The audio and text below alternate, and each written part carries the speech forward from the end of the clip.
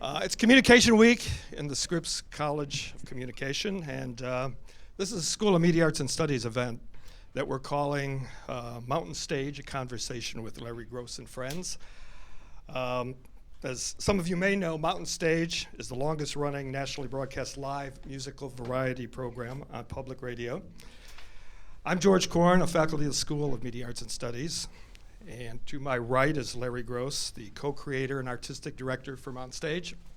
To his right is Michael Lipton, lead guitar of the Mountain Stage Band, assistant recording engineer, and many of you probably know him as the creative force behind the Carpenter Ants, a group that is popular in Athens. And also does a great job documenting Mountain Stage history. Put out a book on the 20th anniversary. We're now in they're in the 31st year of Mountain Stage, but a book that if you can ever get your hands on it, I think it's out of print, but does a really great job of documenting the history of the program. Brian Blauser, photographer from Athens, who shoots regularly for Mountain Stage, did the photos, and it's a great piece of work that Mike put together. To my left, Francis Fisher, the recording engineer for Mountain Stage, the one who puts it all down on, used to be tape, what is it now? Discs? Hard drive. Hard drive, puts it down on the hard drive. Good, okay. I've had the pleasure of working with these guys on various projects for the last 10, 12 years or so, and have become friends, but more importantly, have had the fringe benefit of hanging out at Mountain Stage. And to me, perhaps the most striking thing about them is the fact that they're immensely talented, but there's absolutely no pretense. You know, the star on a particular show is no more important than the guys who are unloading the trucks. And that's kind of one of the things that drew me to them and really made me want to work with them. And that kind of leads me to the key point here. The reason I think that Mountain Stage has been on for 31 years, one of the reasons is it's not just a show, and you know, I don't want to sound too melodramatic here, but it really is a spirit. You know, and I think that comes through at the live performances and on the radio. And it's a feeling that's really shared by the performers when they're there at the show. It's not just about performing music, it's about the power of music to unite, to heal, and to touch souls. And I think that's one of the reasons it's been able to hang around for 31 years. It was created in 1983 by Andy Ridenour, who has since retired, and Francis and Larry. And for those of you who aren't totally familiar with it, it's a 2-hour weekly radio show, features performances from a wide range of artists from all musical genres, and they always perform before a live audience, usually in the Culture Center Theater in Charleston, West Virginia. And I'm gonna, for just a minute here, there's no way we can do justice to 31 years, but since, you know, it's a little dry to talk about music, I wanna kinda get our heads thinking about music. And this is just a minor dip into the Mountain Stage gene pool.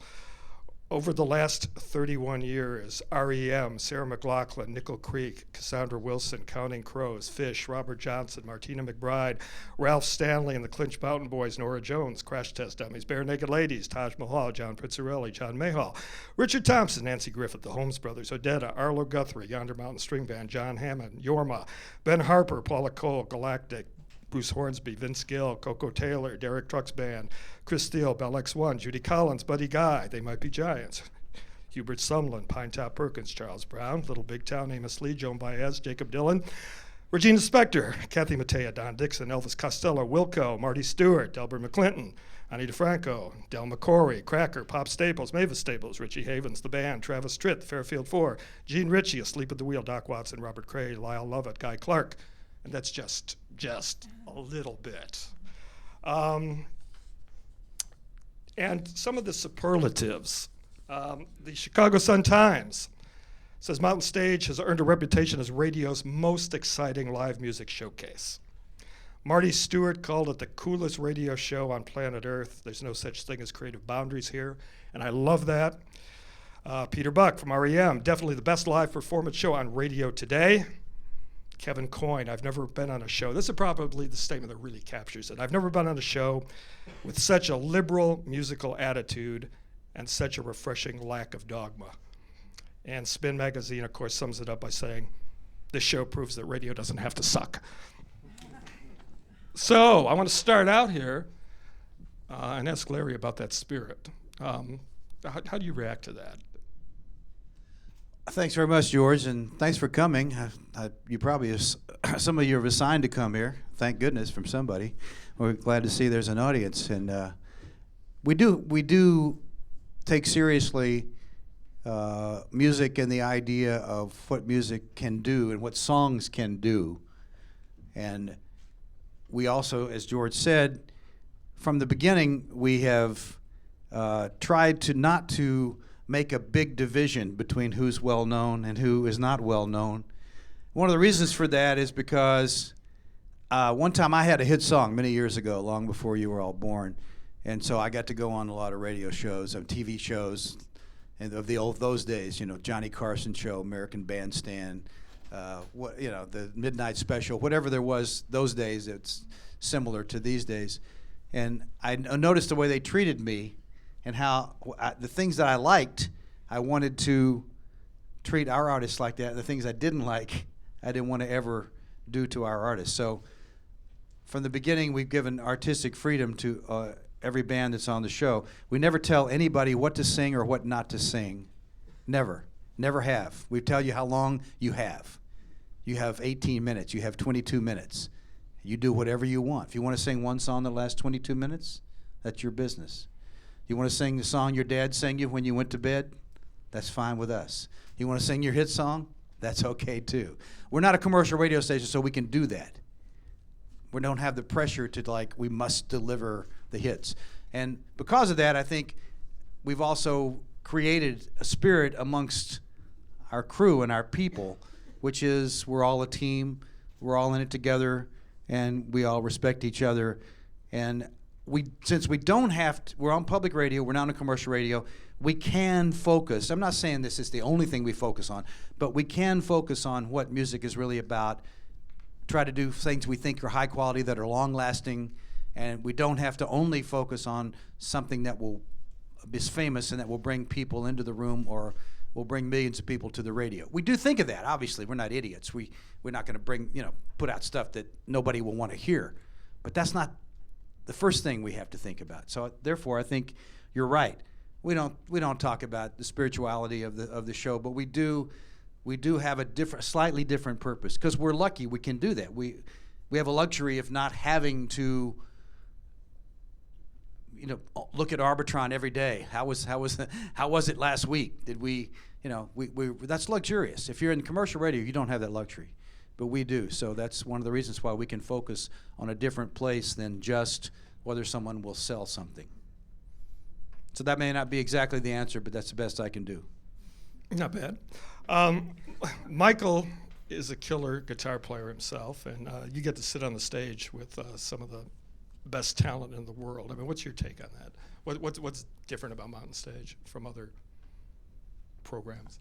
Well, being in the house band, I had never been in a house band before, and kind of by definition, you're there to make people's music better. We usually get our charts 3-4 days before the show, and we all learn them separately. Then we have, 15-20 minutes or so to go over the songs with the artist. And sometimes, if it's a singer-songwriter who doesn't usually play with the band, with a band, they've long forgotten what their CD sounds like, what their arrangement is, and so often there are glitches we have to kind of make adjustments for. But it's I think it's the classic thing of just getting into your part and getting into the music, and it kind of almost supersedes whether you really like it or not. I mean, it becomes your little craft that you kind of strive to do. As far as other people coming in, I think everybody in the house band experiences this on almost a weekly basis. Like, there's unbelievable players, and maybe especially guitar players, because that's, I don't know, it's a different kind of thing. So there are unbelievable guitar players that come in every week, and it can be very daunting. But it's also, it raises the bar and set your sights really high, whether you can achieve them or not. And I think as a player, it makes you try and find your own niche. And, you're not going to equal these people coming in all the time. Sometimes maybe, sometimes not. But you just have to find your little territory, stake it out, and kind of develop that. And it's been over, I think, 27 years or something. It's been an incredible growing experience as a musician, if that's what you were asking. Francis. Well, Okay. No, I want to go somewhere else with you. But go ahead. You answer that one. well, I was just going to sort of augment what Larry said by saying that it was in the 60s. I worked for NBC in New York, and I remember sitting at a desk one day. I was a broadcast engineer. Opened up the paper. Lyndon Johnson was president, and there was an announcement that NPR had been formed, and the legislation had been passed enabling it, and it described NPR as a service that would do things that commercial broadcasters could no longer do, and theater and music and whatnot, and at that time, the Doublemint twins, were doing commercials, and program directors were playing, top 40 stuff, back to back. In some ways, commercial broadcasting hasn't changed a whole lot over these years, although, of course, the music has. But this was an opportunity to go back to another day, and when, I don't want to say the money wasn't important then, but certain standards were important, and that it could continue, with NPR. And so I called them up right away in Washington and asked for a job, and I think I've been offered maybe 3 NPR jobs, and every one I'd say, well, are you going to pay me enough money? I said, I don't know how much money this is that you're offering. I said, just tell me this, is it enough that I can live inside the Beltway? And they'd say, oh no. And so I'd say, well, maybe another time. But then my family, we moved to West Virginia, came back home again. I'm from West Virginia. And then I began working for West Virginia Public Radio, and tying together and building a string of transmitters and stuff like that around the state, and then came to know Larry. Larry was also the first musician in residence, I think, nationally, and moved to the Elkins area in Philippi, actually, but went to the schools and stuff, and in Elkins, Randolph County, and Barber, I don't know where else, but anyhow, we came to know each other, and we've been collaborating for a long time. Well, let me go with that, because Andy Ridenour, who we just retired a few years ago as producer, he had the germ of an idea there in Charleston, West Virginia, to do this show, and you're the first one he collaborated with, right? Yeah, and he said, wanted to know if he thought we could do this, and I said, absolutely. And I told him, I said, but you got to get Larry Groce. And then he agreed. And so we just the whole thing began. So what We was had- your concept at the beginning? Well, Francis, I came to West Virginia in 1972. I've been there now, 42 years, as for a National Endowment Program, artists in residence, and there were 3 of us in the United States. I met Francis that year, so I've known him for 42 years.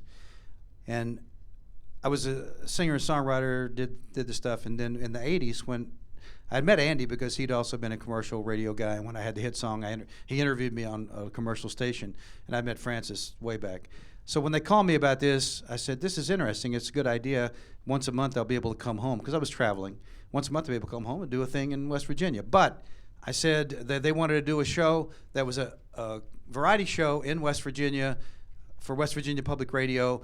They knew that the West Virginia Public Radio was expanding from 2 towers, and it was going to be many towers. And Francis was in on that, building towers, so it would be a statewide network. But I said, that's great, but I don't want to do a statewide show. I'll come back and do this, but I want to do a national show. And I don't know what they thought. They thought you're full of crap or whatever, because we had no not money. at all. We had no money, we had no experience, and we had no equipment. But we had a goal. I mean, and you embraced that. You said, sure. My Because background was network broadcasting. Francis so. was national too. He had done NBC stuff nationwide, and I'd had a hit song, so I thought, okay, at least that's our goal from the beginning, is to do a nationwide show. And Andy said, whatever you want to do. So we started out knowing that we couldn't get national talent in the beginning, and we didn't get national talent, of course. But within 2.5 years, we were picked up by NPR. We had done 26 shows. It was pretty quicker than we thought it would be. And then they had an attitude too, which was, we'll pick you up your little show in West Virginia, and but you'll never be able to really do great stuff with this show because you can't do that there. And of course, I mean, I don't know where you guys are from. Maybe some of you from Ohio, from West Virginia, from whatever. I don't care where you're from. If you're from a little place, that's like, holding the red flag in front of the bull. We said, great, okay, we'll show you what we can do. So we did, and it's been going this long, which is longer than any other show that they have of this type, a live music show. And that's how it started. We knew we had no money, we had no experience. We had experience as individuals in different things. Francis had network experience, I had experience as a songwriter, and Andy had some experience of producing things, but not a show like this. So we learned as we went along, and we gained money. It was really 33 years ago today that we did a pilot for this show. And it took 2 years for public radio in West Virginia to get enough money for us to do 1 show a month for a year. So it was 81 that we did a show. Today, a pilot show. Nothing happened for 2 years. Then 83 in December, we did the first regular Mountain Stage show. It's been running continuously since then. 1 show in 83, 12 in 84, 16 in 85, and then in 86 we did 24 shows and went national. And since then, it's been an average of 26 shows a year. There were years we did more, but that was a killer. So now we do 26 shows a year, 26 new shows a year. And that's how it started, and we just took it on faith that we could do something. We had really no idea what it was going to develop, and believe me, none of us thought 31 years later we would still be doing this show. Well, you did an interesting quote. In the beginning, we were told we couldn't produce a show like this in West Virginia. We've since found this is the only place we could have done it the way we wanted to. That's right. What's that mean? Well, it means that if we tried it, we've done the show on the road. We've done the show in Mountain Stage. We've taken it here. I mean, you may have seen it here. We've done it. We do it in Morgantown at the West Virginia University 4 to 6 times a year. We do it on the road in West Virginia here and there a lot. But we've also done the show in Boston and New York City a couple times, in Washington, D.C., and Philadelphia, and around the country. And what we find is a different atmosphere, as you well know, regardless of where you come from. Maybe you came from a big city. It's different there than it is in a small place like West Virginia. And if we'd have tried to do this show in New York, it would cost so much more. There would be so many more unions to deal with, so many more things to deal with. Plus, even if you could get the money and the venue and all that, the artists have a different attitude in a big city.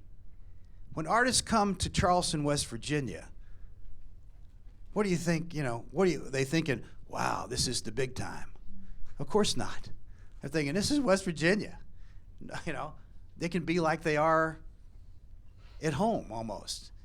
But if you go to New York, we do the shows in New York, much more difficult because the spotlight is on. This is New York. Maybe a critic in the audience, or maybe somebody writing for the New York Times. You better be on your game. What does that do? It makes everybody, get a little more uptight. The way we do the show, the way we want to do the show, it's got to be done in West Virginia. And the style, we don't have just West Virginia artists. It is a West Virginia show, though, because our idea is to do it in a West Virginia style in West Virginia so that everything is laid back. I mean, you guys have been to West Virginia. What do you think? It's like, relax. It's no big deal. Come on in. Have a good time. So how do the artists react to that? I think they do that. I can tell you many stories of artists who have come in, with an attitude. First of all, they don't even know what to expect. They don't expect to find Francis. They don't expect unless they've been there before. Then they know what it is. But they may expect, West Virginia, podunk, whatever. And instead, they find the right equipment. They see the equipment they're used to everywhere. They find people who know what they're doing, talk to them, And there's Eddie out there, there's people here that know music and what you look for. You come into a place, you take a look around. You've been with bands, you've been in studios, and you look around and go, okay, well, this looks like somewhere I can work with, And then you see how the people work. Hey, these people know what they're doing. And then the way we treat them and the way I say, just like I said, what do you want me to do? I say, I don't care what you do. You do what you do. You do the music you do. You got 20 minutes. Do whatever you want to do. And they like that, and they like the freedom of it, and they just like the general laid-back atmosphere. And I think we get a different performance than you get another place. I really do. I mean, maybe I'm imagining that, but I think you get a little bit different. It's like any atmosphere. If you record somebody in a studio, it makes a difference what you set up, what atmosphere you set up in that studio. They play different. They react differently. And so we give them a thing where we try to give them everything they want as much as we can, and then and also not be nice. and then where they go, we try to put them in the best hotel in Charleston, which is a nice place. Give them good food and treat them like, we're glad you're here. Because you know why? We are glad they're here. That's why. We're really glad they're here. That's why we were here. Otherwise, they're not here to see me. Nobody comes listen to this show to hear me. They don't come to see me. They don't come to see Michael play the guitar. They like it when he does. He plays with somebody. But that's not why they're here. They're here for the artist. So we're really grateful that they're here. And I think they like that, and they like that treatment. And we've had many people. We had one time, does anybody here know who Gordon Lightfoot is? You ever heard of him? The singer and songwriter. And he's written a lot of songs. Even if you're too young to know, you probably heard some of his songs. He came to the show one time. This is a true story. He came to the show. He flies his own airplane. He's a pilot. So he goes when he goes and comes when he wants to. So he came to the show, and his guy, back in those days, I don't know if you remember this, Francis, but the lead acts on the show were on at the beginning, and then they were on again at the end. We changed our format now. We do 5 acts in a row. But in those days, we did usually 4 acts, and one would open the show, the most famous act. They would also close the show. And then we have a finale at the end of the show. That's how we finish the show. So Gordon's road manager said, okay, Gordon keeps to himself. We said, fine. He doesn't need to come and hang out with us. We're not here to be his buddy. We just want him to play music. So he said, he probably won't play on the finale. I said, that's fine. You don't have to play on the finale if you don't want to. So halfway through, he came out with this, white shirt, black pants, and his band. They did a great job. And then halfway through the show, he came back to me, and Gordon did, and personally said, hey, this is great. And he had a Hawaiian shirt. He said, I think I'd like to sing on the last song. And I said, great. You want to sing a verse? He goes, no, I'll just sing on the chorus. Great. So it was some folk song we had chosen. I don't even know what it was. He came out, his last set, dressed differently, sang the last song with us. And then his guy said, after the show, Gordon does not sign autographs. He doesn't go out front. That's just not his thing. We said, that's okay. It's his business. We never make a demand for anybody about any of that stuff. That's their choice. So after the show, Andy was looking with Gordon's guy and his road manager. He said, where's Gordon? He said, well, he may be downstairs. And we couldn't find him. So where is he? So they went up on stage, and Gordon was standing in front of the stage, and there was a line of people. He was like right here. A line of people that went out the door. They had Gordon Lightfoot albums and stuff, and they were giving it, and he was signing it. And the guy said, I've never seen him do this before, ever. That's the kind of spirit. That's what I said. Because there in West Virginia, where we are, people are not looking to get something from these artists. It's not like I want a piece of you. It's more like thank you. What they said was thank you. That's it. And then they moved on. And that, believe me, that people feel this. It's not something that's intangible. It's something they feel. And that's why I think we get some different kind of performances sometimes. And you're talking about people coming in and seeing the setup and knowing it's professional. Absolutely. Back at the beginning, you strung together 3 8-channel mixers, and Yeah. It wasn't professional. how'd that But- evolve? Not at the beginning. Well, that's what we had. We could come up with 3 8-channel mixers, and couldn't come up with the 50 or 60,000 to buy a proper console for me. And the front of house console was the same thing. It was even less. It was like an 8-channel mixer, and so. But I mean, I knew how to tie those boards together, and I did that, and summed the outputs of them, and made our recording from that. Sent a submix to the front of house guy, and that's what he had to work with. But Well, how many audio people we have here? Okay. This is not an easy thing. I mean, I've watched you do this. I mean, you have 5 acts come in the day of the performance. You have one board. You do about an hour sound check with each, and then you do the live show straight through. I mean, what's the process of organizing that?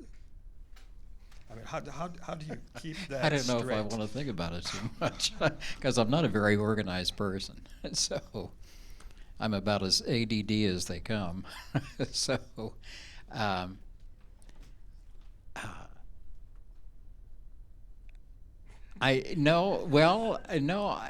mean, they have a job to do, and so I guess my first step is to get them to do their hardest hitting stuff, and so I can set the gain on the board and that kind of a thing, and figure out what I've got. And then when once that basic thing is done, if anybody else is sitting there with me, usually Michael, I'll turn around and say, okay, I'm ready to listen. And that's kind of it. It just starts falling together. I start building the sound. It's a radio mix. People have to be able to hear what's being said. So what's your philosophy? How do you approach a mix? How do you approach your setup? It begins just with that. If there's a lead singer, that person's words have to be heard, understood, and then begin adding the other instruments that are there. If it's a guitar, want that guitar to sound like it's 25 feet wide. It's the orchestra. But if there are multiple players, then we just started introducing them one after another until there's some sort of a balance that's pleasant to the ear. I have no idea how. It just happens. No, I have no idea how you would actually train someone. Say, here's some text. This is what you do. I mean, I think it's just something that you just have to sit down and do with real people and real sounds, and think of music, that you've heard and enjoy and stuff like that, and see if you can't duplicate. Well, there's 2 aspects of it. There's a technical side, and then there's a music side. You start with the technical side, setting the board up so everything is kind of consistent. And then, so when we have to make moves, the moves are relatively minor, and everything is in the same kind of ballpark. But that's when the production mix side comes into play. And sometimes we've been surprised at very kind of well-known acts that come in without a sound person at all and completely leave it up to us. And then, and then there's a lot of groups that have a sound tech that that they would be the house sound person for the band and come in and they have an idea sometimes a very firm idea of how they want it to sound, and it becomes it's Sometimes they're good and sometimes they're not. right, and sometimes it's working together, sometimes it's negotiating. And for those of you there's 5 acts on each show. It's a live show. For the first 12 years, the show was live on radio. There's no remix. If you're engineers, you're mixing directly a band to be broadcast from multi-tracks to a stereo mix immediately. Francis does that right now. No remix. And and the band he doesn't know before until that day. You got 1 hour sound check. He's got to do just what the band has to do. The band has to play live on the radio. They got to get it right the first time. So does he. That's the way it was for the first 12 years. It's almost that way now. For the next time, we did recordings, but we really couldn't remix for the next 14 years. The last 4 years, we have a way to multi-track the show, so we can remix a little bit if we want to, but we don't do that very much. So basically, he's doing the show live from multi-track to stereo mix right now. And that's something that not many people do. It's a broadcast mix. People don't do that much anymore. They record in a studio, then they spend time remixing it to get the right mix. But what he does is a kind of a hybrid thing that many people, it's intimidating to many engineers. Some come in, it's similar to what people do in the back of the auditorium, mixing for live sound, but it's much more complicated because it's going on radio. And live sound, don't forget, you have the advantage of watching the people on the stage, which gives you, it's a different feel. If you're watching somebody perform and listening to them at the same time, it's different than just hearing radio, where all you have is the sound. And that's a thing for artistic direction too. Some people say, "Oh, why haven't you have so-and-so band on the show?"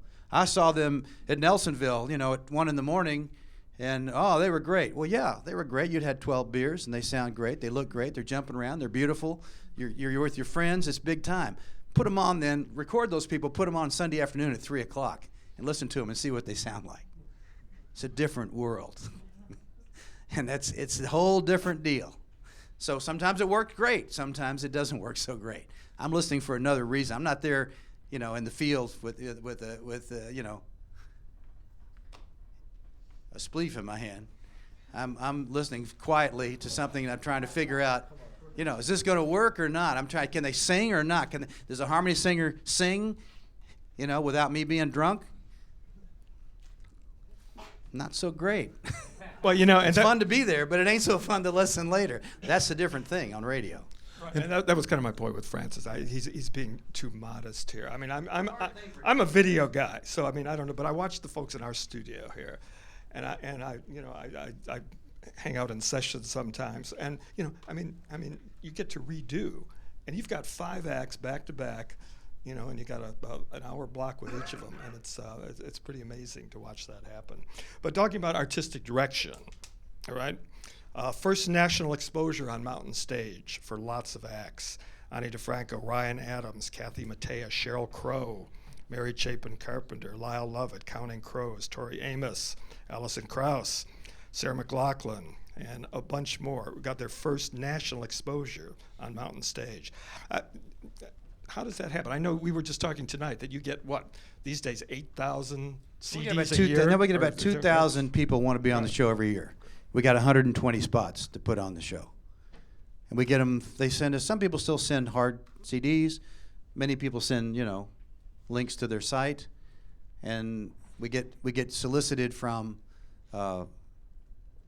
publicists, managers, record companies, individual artists, sometimes agents, and that's usually it. And they want to get on the show because it's a stepping stone to get better known. And if you're an emerging artist, it's really important to get anywhere you can get. And we're one of those places. We're not the Letterman show, but we are. Many people that do the Letterman show also do Mountain Stage, believe it or not. We get a lot of them the next week, the week before, whatever, because it's they're trying to do everything they can to get their name out. They got a record. They want people to know what it is. And we have about that many now. And there's some artists that we pursue, obviously. We want them. And then there are many artists that pursue us. And that changed. That started changing in '91 after R.E.M. went on the show. And we got thrust into a bigger spotlight than we did before. After they were on the show, a lot of people then said, "Oh, what the hell is this? Who is this? Why are they going to West Virginia? I don't know if y'all probably heard of R.E.M. Some of you may. You're old enough to listen to some of the music, whatever. But when they had Out of Time in 1991, R.E.M. had the record called Out of Time. Peter Buck had been on Mountain Stage with Kevin Kinney about a year before. He liked the show. He said it when he was going off. He's the guitarist for R.E.M., Peter Buck. He said, I'm going to bring my band back. I said, yeah, sure you will. I mean, I didn't say that to him, but, what? Like, sure.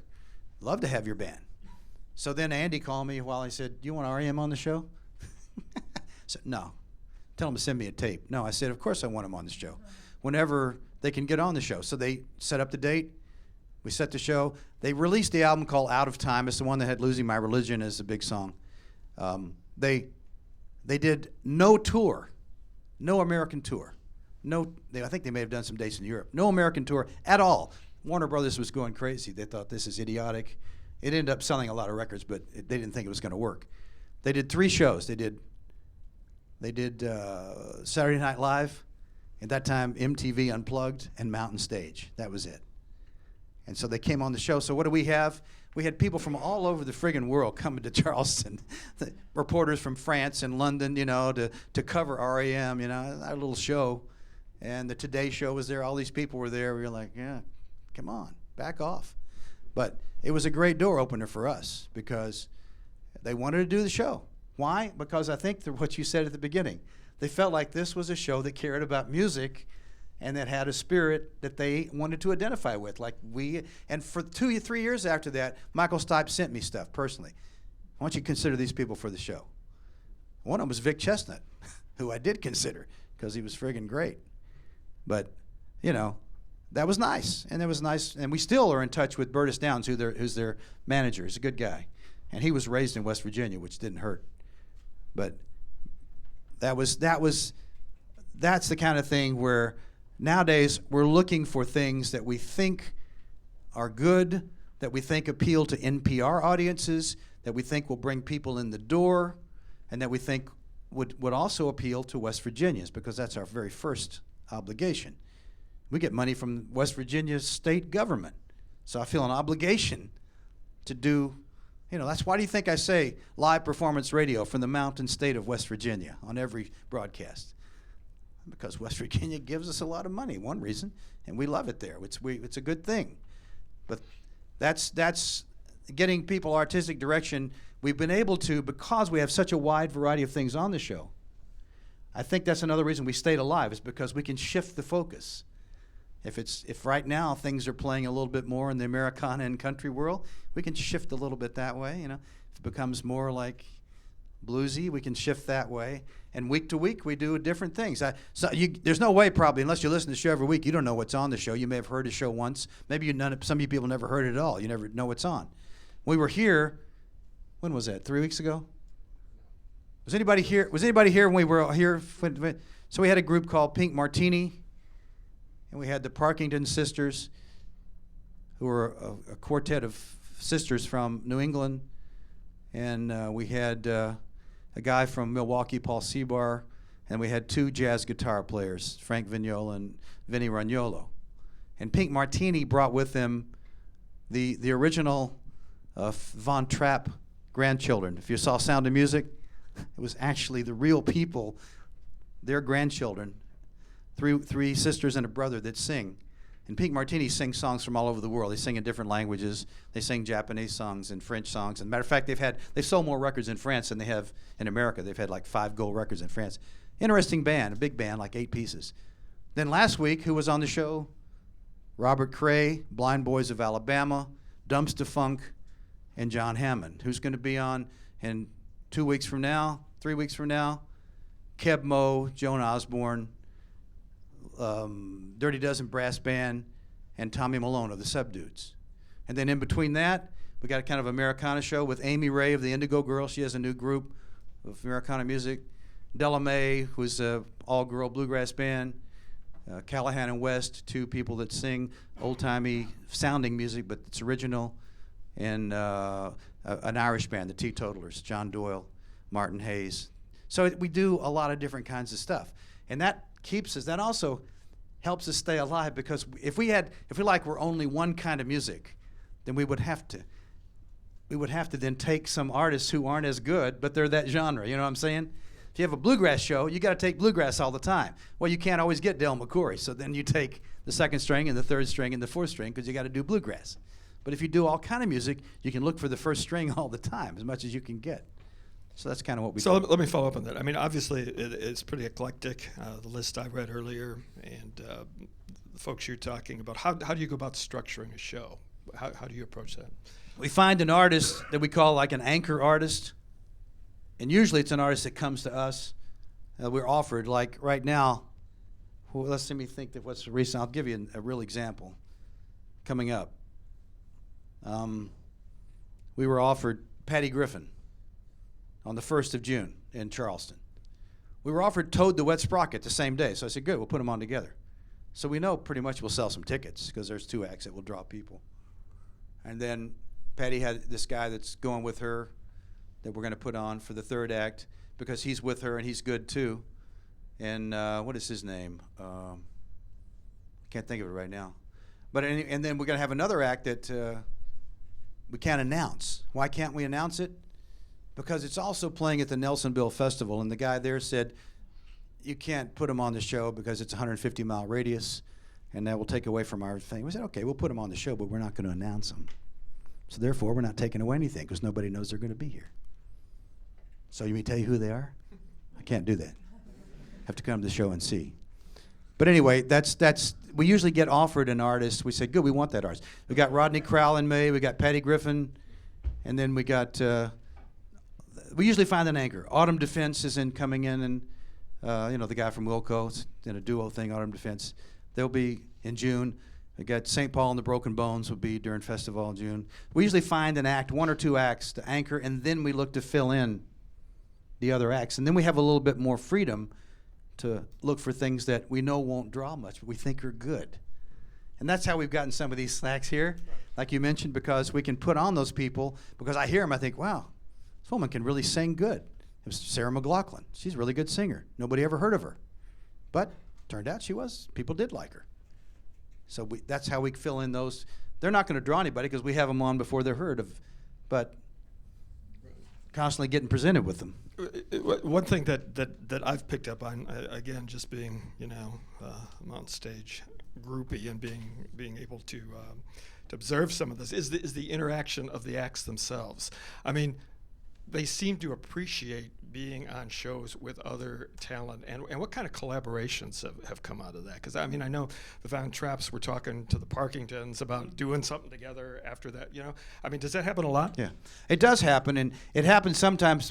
Sometimes we put people on the show, and I have no idea they had a connection beforehand, but they did.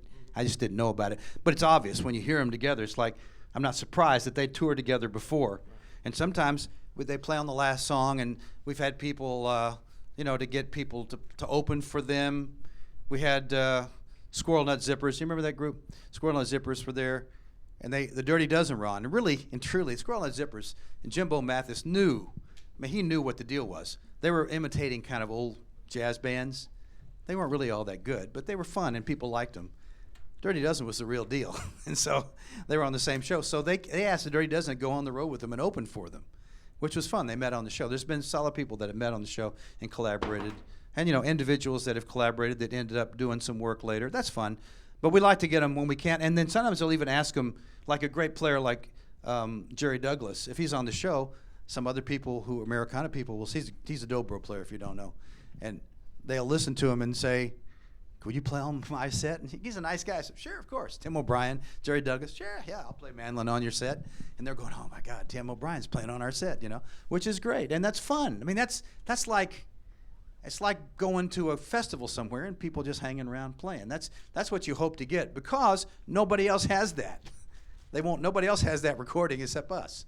So you hope they'll do a little of that. I mean, I can't make them, but if they do, we say, oh, sure, Tim's a nice guy. Tim, well, these guys want you to play on their record on their set, and oh sure, he goes and plays. You kind of know, especially if you know the artist. So we've had some of that where they actually collaborated and recorded later, but a lot of it's just they never do it again. They just do it on the show, and that's fun. Hey, was there a time Nancy Griffith was on the show, and you also scheduled an ex-husband? Yeah. I did.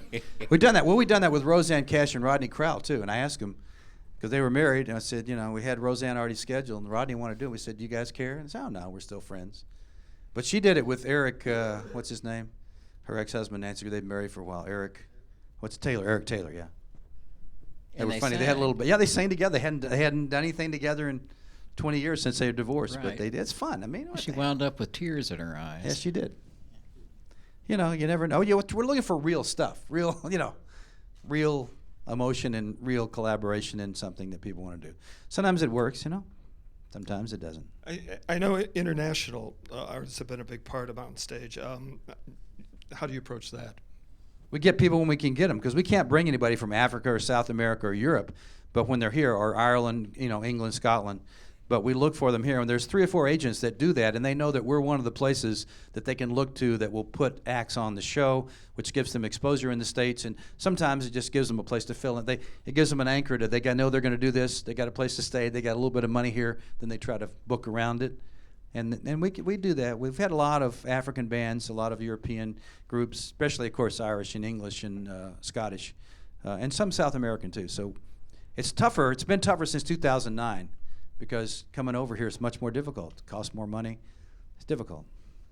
Well, some of the students in the audience may not appreciate this, but I'm curious. What did Allen Ginsberg do on Mountain Stage? Allen Ginsberg was a guest in 1986. He was guest twice, actually. Twice? Yeah, he was guest on the show twice. We used to have poets on the show. We had Gary Snyder on the show, too. We had several people that are well-known American poets. We quit doing that. I kind of like to go back to it, but the stations said that they wanted music only, basically, so we went to music. But I'd really like to start doing it again, especially great performing poets. Ginsberg, though, was a performer. He wasn't just a poet. He was great. He came on the show, and I'll tell you what he did that was interesting. He read a bunch of poems, maybe 5 or 6 poems. He picked them out because they were short, they were entertaining. And something I noticed later when I looked him up was that he had actually changed a few words. We didn't ask him to. We didn't say anything. We didn't say don't say shit, don't say fuck, anything like that. But he had changed a few words because he knew that it would be a problem for us. Now you think Allen Ginsberg, Mr. Bohemian, he did that on his own because we said you do whatever you want. You can trust people, if you really do, then they won't screw you most of the time. Sometimes they will, but that's why we don't do the show live anymore. But he did some great stuff. And the second time he was on, he had just written this book called White Shroud, which was a long poem. And I asked him to read the long poem. He said, you sure you want me to do that? It's a long poem, People may get bored. I said, no, it's a wonderful poem. So he read that. It's a great poem. He was a performer. He knew what to do. He played. We also got to play with him, play guitar and stuff, and he would sing. He would sing and play his harmonium, and sing. And he was Allen Ginsberg. That was great. That's our little connection. In many ways, I think Mountain Stage is more connected to the beat generation than it is even to the hippie generation. Even though we're old, it's just like the spirit goes farther back. I think we may have David R.E.M. on the show this year, which is a guy that wrote the music for the famous Robert Frank film we were talking about earlier with Brian, who's up there. Pull My Daisy, the Beat generation film that Jack Kerouac narrated. He's 82 something. I'm still playing music. That's another thing. We like to mix. I'd like to have a guy that's 80 or a woman that's 80 on the show, and then somebody that's 20. I think that's great. I mean, that's just interesting. That's real life. That's what you have. You got your hopefully if your grandmother's alive, God bless you. You could be 20, she could be 80, and you're lucky that you know her. So that's what I like to have. That's because none of us invent this stuff. It's all some version of something that's come before, and we like to point that out as much as we can. Yeah, I noticed in the book that Michael did, the 20th anniversary, that was a point that was made that was really strong, that the whole idea of the pioneers, the people who laid the foundation for the people who are performing now and the traditions, and you seem to honor that. Do I see what? You seem to honor that. The show seems to honor that. Oh, yeah, well, I think that's a constant thread throughout the whole thing, and I think that some of the people who were the pioneers when they were first on the show, you might not have called them pioneers, but 20, 30 years later, they certainly were. And then I think Larry also makes a point sometimes to, like with the Squirrel Nut Zippers and the Dirty Dozen Brass Band, to include the later version and the original version. and they bookend the show sometimes, and it gives people, you may only be familiar with the newer version, and I guess it's kind of like listening to music in general. You hope that if you listen to something you like, you'll go a step further and you'll say, I wonder where these guys got this from. And then sometimes on the show, you can see it all in one day. You can see the evolution and where it came from. Francis, give us one of your most difficult experiences, an artist that you had to work with, and what happened?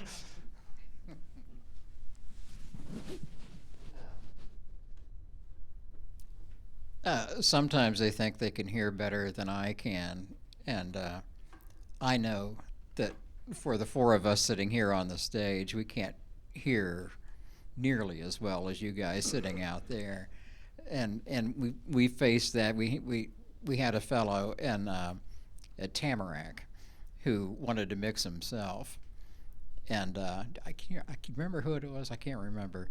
It was two people, I think. But anyhow, that was rough. But then we have road managers who come in and we ask them to be just be producer for the day, and tell me what this band should sound like, and tell me if anybody's going to be singing backup, stuff like that, and they'll say, well, we'll just mix it ourselves. And that's what we really need to be doing here. But what they don't understand is that there are, four other acts on the show, and it's not just about them. There's got to be like a continuity from beginning to end for the listener at home. And so sometimes, thank goodness I have Michael, because I missed the tact gene. So... We just had an experience last weekend. Francis sometimes basically says, "Get lost." So, what are your most difficult problems on dealing with people? Well, every now and then we have people who, like Francis said, they think that they're the center of the universe, and that they forget we have four other acts on this show, and you have to remind them of that. And we've never, thus far, a few people have act like, well, if I don't get this, I can't perform. And we said, great, get back on the bus. We got four other acts. They didn't get back on the bus because they want to do the show. I mean, that's what they're here for. And that very, very seldom happens, though. Very, very seldom happens. I told you earlier, it's a very famous guy that was on the show, and he's the only person we've ever told, here's your check. Get the hell out of here. And he said, no, I'll do the show. And probably a lot of you know who he is. He's a great songwriter. Warren Zevon. He's a tough guy. He's known to be a difficult guy on purpose. And he was on the show twice. The second time we were in Boston. See, another thing is, like I said before, if you're in a big city, it's a different deal. In West Virginia, he was no problem. In Boston, he was a big problem. And he was acting like this. Our PA and our monitor system was no good. It was no good. It's horrible. I'm not going to play under this crap. And you know who else was on the show? Nils Lofgren. You know who he is? He's a guitar player that played with Bruce Springsteen, Neil Young, and everything. He just gotten off a 40-city tour with Neil Young. We went to he's a great guy, nice guy. So, Nils, is this sound system any good? He goes, yeah, it's great. It's fine. I said, okay, just checking.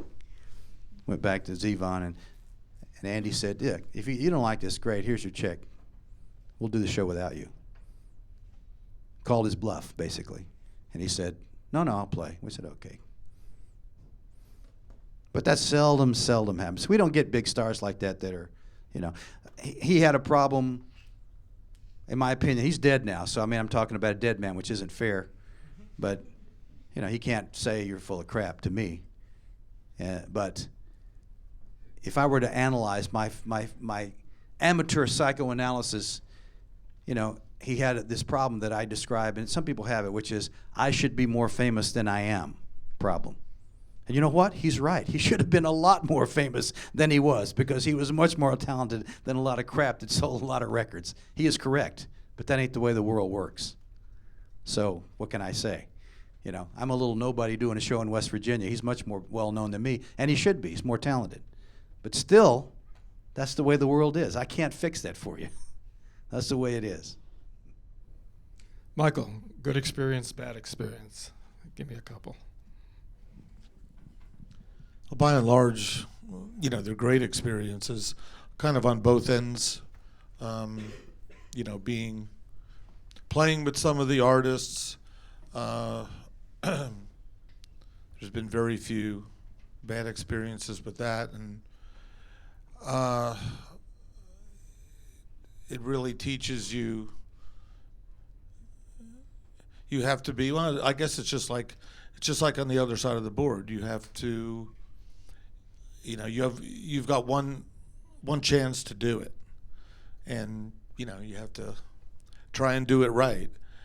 One of the first shows I played on, I think it was Tracy Nelson, and she's a blues singer, and there was a song with guitar solos in it, and I completely got screwed up, and I went home and I just said, okay, that's it, I quit, forget it, I can't do this anymore.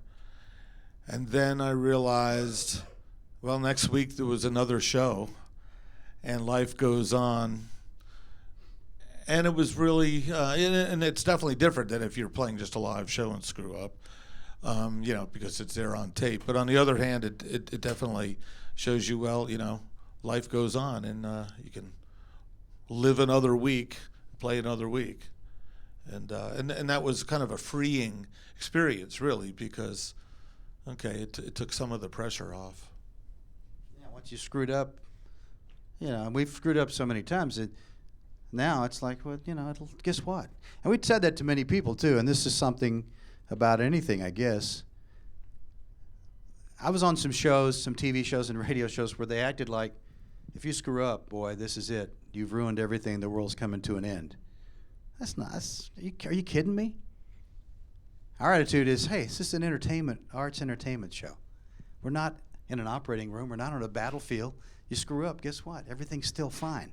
You can do it again, or do it over, or don't do it over. We'll all be fine. It's okay. And that's the fact. I mean, don't be idiotic about this.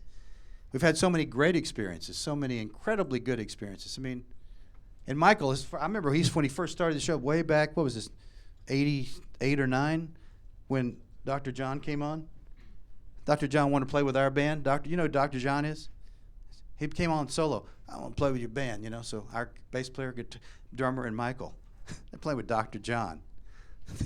Are they scared? Yeah, no joke. But they were great. They really were great. And listen to it now. You can listen back. I love to listen to these tapes. Just like, man, believe me, they were paying attention.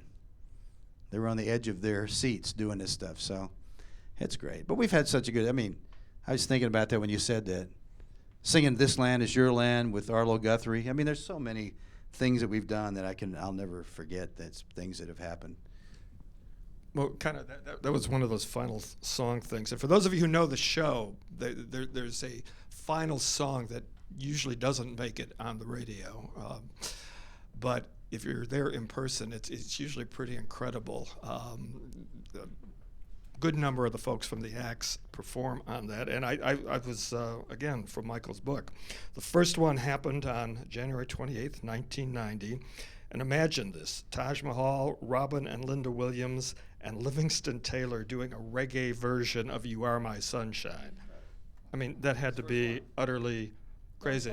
Yeah. Yeah, it was fun. It was interesting. And we try to get a different song we've done some of them twice, but that means since 1990 we've done 815 shows or 16 shows, and we've probably done almost 700 finale songs. And we've done some of them twice, but we've done a lot of different ones. And there's been some. I think we did Season of the Witch with Donovan. Very seldom do we do songs written by any of the artists, but every now and then, you got Donovan on the show. I mean, you gotta do that. We had Chip Taylor. You know who Chip Taylor is? With Chip Taylor, he wrote a song called Wild Thing. we did Wild Thing for the event. I said, can we do that, Chip? Sure, why not? So we did Wild Thing. Every now and then we get some. We did Randy Newman. We did one of his songs. There's a few people. Ian Tyson was on. We did Four Strong Winds. There's some songs that you hate to let them go, since they wrote. Oh, we had Alan Toussaint was on. We did Working in a Coal Mine. It was great. If you think that I'm singing with Ralph Stanley. I'm singing Angel Band with Ralph Stanley. Can pinch yourself, That's Ralph Stanley. So that's cool. I mean, there's a lot of things. We do that for fun. We do it to end the show. We usually fade after the first few seconds or minute or so. We leave it online sometimes, the whole finale song. So, it's rough. Sometimes it's almost impossible to mix. All these people out there, Francis, trying to find where they. We tell them, but it's difficult. But we does a great job. And sometimes they're really funny. Sometimes they don't work so good. Sometimes they work really good. And we've had some, some interesting. Could go down on it. It's hard to do it without having the script in front of you to look at all the ones we've done. But we've had some great ones. Some interesting. Yeah, I mean, always an interesting moment on the show. We're going to take some questions if anyone has any questions. But this is being recorded, so if you would just step up to one of there's a mic up there. There's two down here, and if anyone has something to ask, go for it.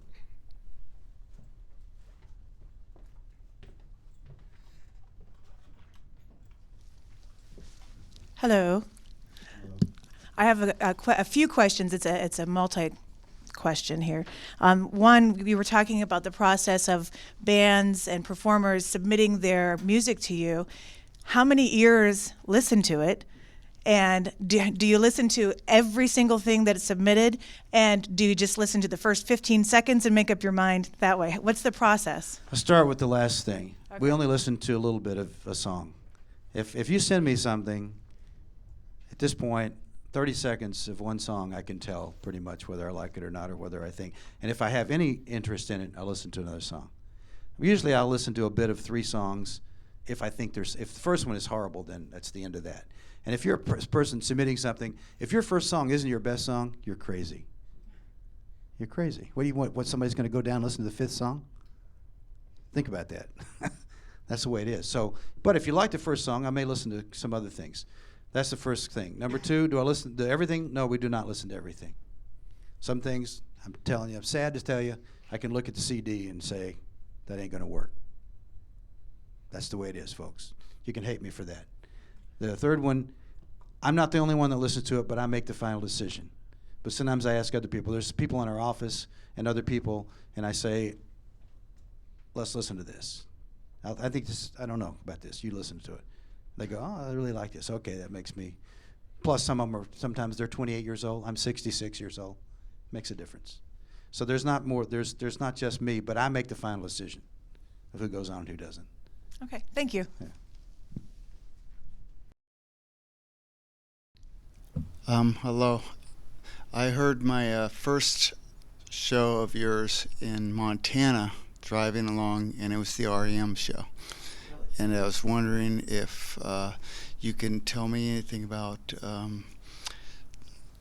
shows that might be happening in the future that not are yours, but shows that are younger shows that might be happening that can keep going on. You mean other radio shows? Other radio shows. I don't know too much. It's tough to do these kind of shows. There's local shows. There's a lot of local shows people do around the country, but national shows, there aren't very many. I was asking about NPR shows that might be for younger people that are going to keep going. That's what I'm saying. There aren't that many shows like this. There may be shows that are aimed at younger people, but there aren't very many live music shows.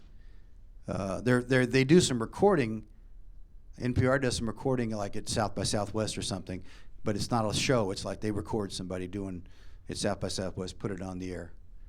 Some of those bands we have on Mountain Stage too, but then some are aimed at, they do. The World Cafe is aimed much more. If you want a show, if you're going to listen to a show that somebody's trying to do only the hippest, latest thing, we do some of that, but we don't do all of that. That's not what all we do. World Cafes tries a little bit more. They leave out a lot of stuff and go for the hipster stuff, the most edgy stuff. And sometimes it works, and like anything, some works, some doesn't. but it may be aimed at a younger audience. I know this. I think we have a younger audience listening than they have, which is odd. Did I say that already? 40? 40. Well, Mountain Stage, public radio is an old listenership audience. Most of you people, how many people here actually listen to public radio at all? Oh, good. By and large, most people listen to public radio. The average listeners, I think, is 54, I think. Mountain Stage, 40% of Mountain Stage listeners are under 44 years old. That's young for public radio. We have one of the youngest audiences of anything. So I don't know. There are other shows like us. There are 2 or 3 other shows like us, but they don't aim at a particularly young audience. They're more similar to us. They have a wider range. But they do, NPR itself does record sometimes at certain places and then put it on the air, but it's not a regular show like this. So I don't know. There may be some out there local, but there aren't any at the moment national. It's not too easy to do a show like this. But somebody here could start one, name it at People 22, but you might have a hard time getting public radio because that's not their listenership. People 22 are not their listeners, generally speaking. As an artist myself, I mean, it's interesting observing you all who've been doing this for like so long. I mean, just listening to music and I wonder, I wanted to know what drives, especially, I mean, you do radio for an audience that has grown like over the years, and like whose musical tastes have, like as you stated, like changed. So like what drives your knack to keep doing it? Is it the appreciation for the music, like music that you all like you personally like, or is it just putting something new in people's minds or something? I'm a broadcast engineer, and this is the nature of my business. I knew what I wanted to do when I was perhaps 11 or 12 years old, and managed to become an engineer, I guess, sort of through my own wits. And my parents, I love them to death, but they just weren't able to help. And they didn't know. It was just foreign to anything that they could understand. And so I would seek the advice of different people, and then I'm a very lucky guy. So I managed to get the training that I needed, got the first job, and which was the greatest job, in New York City, and stayed there until I learned it, and met Larry, Michael. These guys know so much about music, and I don't at all. And but that's where they come in. I think there's a couple things that probably keeps everything going. Not the show necessarily, but everybody's own drive, and I think it does start with a love of music, in a broad appreciation of music, and the process, the people who make it, and I think I don't know, I can't speak for everybody, but as we've gotten older, I think it's a business that keeps you young too. We were talking earlier, you don't feel much different than we did when the show started, and I think a lot of it has to do with what we do, the people we work with, and there's an energy there. But the reason I think that I still do the show is because it never fails. I hear something that's great, and and it could be somebody 21, and I listen to, damn, that's good. How do they do that? They're 21 years old. How do they know that? How the hell do they know how to write a song like that? It's not that they're 20. It could be they're 51. I don't care, but it's like, wow. It's still, there are factors there. And we're jaded, of course. We've been around a while, heard a lot of stuff. And that's why I say I can look at a CD sometimes, a cover, and say that ain't going to be it. I can listen to the first 20 seconds, but then now and then you listen to the first 20 seconds, you say, wait a minute. What's this? Damn, that person's good.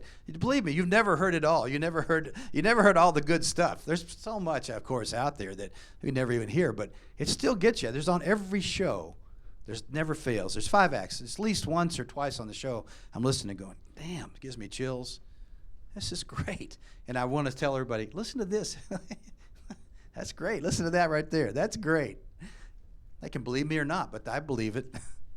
And that's why I want to still do it. You know, and she's right. I mean, and that means I can work with you. I can work with your dad, your mom, your aunt, or whatever. You know, it doesn't make a difference how old we are. That's a real leveling thing. You like music, you're into it. If you got an ear, I want to hear what you say. I mean, that's part of the deal. I mean, you know, that's why I said we got some. The rest of the people, we're older, but the executive producer Mountain Stage is 32, and the other people in the office are like 29, 31, 36, and that's the way it ought to be. I wish we had ones that were 19, just so we get a different point of view. I guess you know this is rather a progressive community. We had people arrested protesting at an injection well. So when I hear you thanking Chesapeake Energy, and I saw something, I think on Facebook or something today, tell NPR to get out of the dirty energy business. Maybe you don't have a choice. You have to take your dollars where you can, but it's just upsetting that there are sponsors like that out there. Think about it. Think about how great it is ruining your water and your air, you know, for energy. So I wonder what you think about that. What I think is that Chesapeake Energy endorses Mountain Stage. We don't endorse Chesapeake Energy. And we take money from people who endorse our music and don't tell us what to play, don't influence the show in any way, and never have. And as long as it's legal, I'll consider taking money, and it's not me, it's the show itself, from any organization. We take money from the U.S. government, and they fight wars in Afghanistan, which I'm not crazy about either. There's a lot of things that go on that aren't my favorite things, but as I said, they endorse us, we don't endorse them. And if they do bad things, I suggest you go after Chesapeake Energy and try to stop them from doing the bad things. Anyone else? Yep.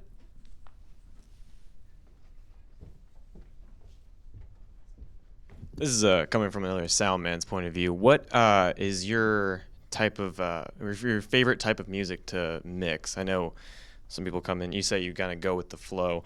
What was your, like, you know, you really like mixing this type of music it's a lot easier or a lot more fun than other types?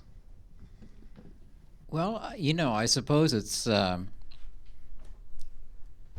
music where I don't have to work so hard, and I can just sort of sit there and listen to it. and actually, the first time that I really noticed that happening was when Dr. John was on and sang his song "Such a Night." And I just didn't have to do too much at all, and I was just grooving and loving being there. But at the same time, there are other groups.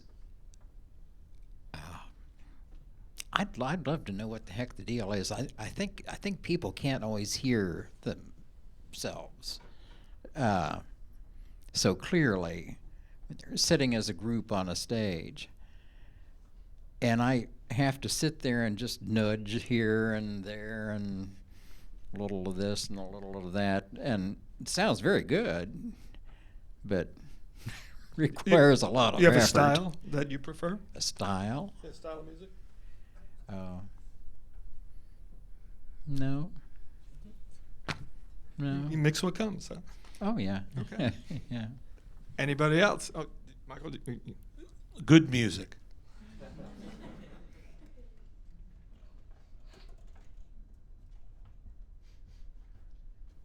By the way, it's another answer to you. Mountain Stage, on purpose, has had a policy forever, which is, I'll sum it up this way. You can sing all the hymns you want, but you can't preach a sermon. That has to do with politics, has to do with religion. Come on, sing everything you want. But as soon as you start telling us the way that we should convert to this or that politics or this or that religion, that's out of the show. It's just our policy. There are other shows that have an agenda, and they're preaching to you an agenda, great. You like that? You want that? Go listen to them. Yes. Do you guys ever like move into the digital world? Do you guys ever use like Logic Pro and like Pro Tools and stuff? I know you guys probably know like analog pretty well, but have you ever transferred into that? What's your opinions on that? Yeah, well, you're looking at a technologist, and we're just always going after the latest thing that we can get. We're completely digitized at this point, and Cat5 cable, no snakes anymore, just Cat5 cable running everywhere. It's great technology. As a matter of fact, we needed a snake, and we could see the ends, fraying on this one cable, and I knew I had to do something about it. And so I remember telling my people, I said, I don't want to do anything about this until we can, make the digital conversion. Then the time came, and some of the younger guys, not too much older than yourself, said, we can't do it. It's not ready, not time yet. And we had the most difficult time, convincing these people, and who I thought, I'm nearly 72 years old, and, it's like I should be the guy they're pulling along, but I felt sort of weird because it was me pulling them along.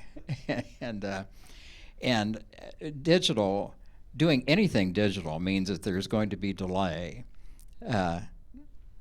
It's not instantaneous. Anytime there's a conversion, time passes.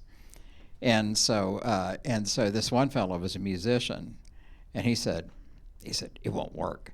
It's not going to work because, he said, like a drummer, it's going to hit that snare drum, and then later in time he'll hear it crack. And so I was telling another fellow who works with me, he's a lot brighter than I am. He said, if that guy could put his forehead against the wall and make a sound, and hear the delay from the time sound emanates from his mouth and back to his ears again. He said he might have a case, but no, we've made the conversion. And how many years ago did we go total digital? 5 years? Yeah, it's like 5 years. It's all digital for Francis was doing computers long before you were born. I mean, he's been into the latest thing for a long time. We have recorded on every. By the way, we have recorded on every medium since the beginning. We did in the beginning because there wasn't digital. We recorded on reel-to-reel tape. We recorded on DAT tape. We recorded on mini disc. We recorded on CDs, and we recorded Neil on hard Young drive. does analog anyway, so I mean, you know what. But also simple microphones. That's all you need, and we don't get too fancy about that at all. As a matter of fact, we just had a group who brought their own stuff in, and Neumann's or something or other, and I don't know if they were in not good working shape or the guy just didn't know how to. It was cray. Use them, but you'll hear it because when he recorded his promotional announcement, just like all garbled. So I like tried and true and recent stuff. I'm not a vinyl kind of guy either. If that's what you're thinking, I don't know. Anybody else? We are a progressive community, and I'm wondering if you got the chance to sample some of the local food movement. Are you Mr. Natural, or are you junk food junkie these days? Well, no, I like it here. I like eating here. Where we eat tonight? Casa tonight. And no, it's great. It's a great, good thing. It's a great place. This is a great city and a great university here. To me, it seems very much so. I always like it here. And also people here know music very well. Very sophisticated music people that know a lot about music. That's the kind of audience I like the best, that know a lot about music. because hopefully they'll understand what we're trying to do. Because we try to do some things that sometimes they work, sometimes they don't work. But in terms of making these connections and put things together. But yeah, sure, the food's great here. Yeah. I heard you mention earlier that like the only way you could like actually see the show is to go to the show. I was wondering if you guys ever actually use video and broadcast it, or if you've ever considered it, whether it's television or online. Yeah, we have. We've done. But matter of fact, the last show we did was webcast. We're starting to webcast some shows, but we in the past we had the show on. It was on public television in 2001, 2, and 3. We did 3 seasons of that, but we don't have the money to do that. That's the trouble. Production costs so much, and plus nowadays even worse than then. And that's only been 12 years ago.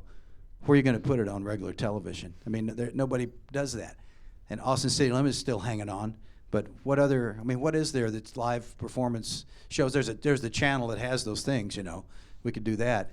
But we may go into a lot more low cost, low tech webcast so that we can do that. And we've been doing that.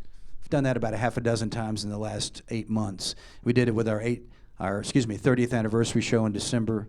We did it on this last show that we just did with Robert Cray. So yeah, we're with GoPros and a few live camera people, but it costs so much money to do video, so much more money, that it's just difficult. But we're going to try to do webcasts because it's also good to have. We have a pretty big presence on online with Tumblr and Instagram and Twitter and all that stuff. So it's useful to have video sometimes for that to later on. So we do. The answer is hopefully on webcast we'll be doing more of that so that you can actually go and see it live without it being the finished show. You're watching the show as if you were in the auditorium, which is fine. I mean, that's sometimes there's gaps and we sit around and just like if you're there, you see the same thing. And then you hear on the radio, it's all edited. But yeah, that's a good point, and we're going to try to do more on webcasts.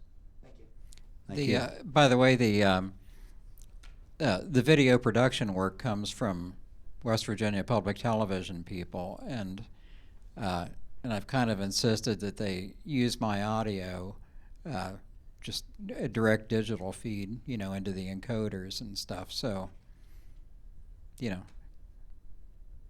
should be fairly good. He said modestly. Yeah, right. He says fairly modestly. good. Fairly good. It's true. No, it's difficult for them to get a good mix, but Francis already has a good mix. So, Anybody else? Okay, thank you for coming. thanks very much.